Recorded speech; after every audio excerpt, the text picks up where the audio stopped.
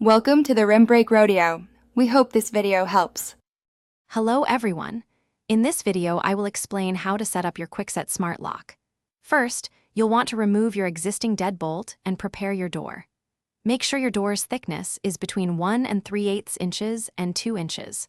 Also, confirm the door hole is either 2 1/8 inches or 1 1/2 inches.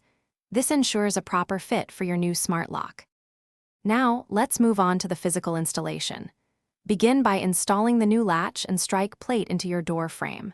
Next, mount the exterior keypad assembly, carefully feeding the cable through the door hole. Then, attach the interior mounting plate using 2 screws, making sure to connect the cable securely. Take your time with these steps to ensure everything aligns perfectly. With the lock physically installed, it's time for programming and calibration.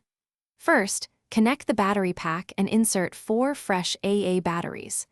The lock will then perform an automatic door handing process. You might need to hold the program button during this.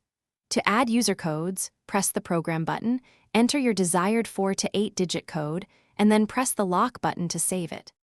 Finally, let's test your new smart lock and cover some troubleshooting tips. Test all your programmed user codes to confirm they lock and unlock the door smoothly.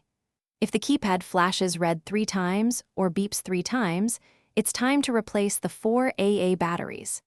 If you encounter persistent issues, a factory reset can often resolve them, after which you can simply reprogram your lock. Thanks for watching. Consider subscribing if we helped you.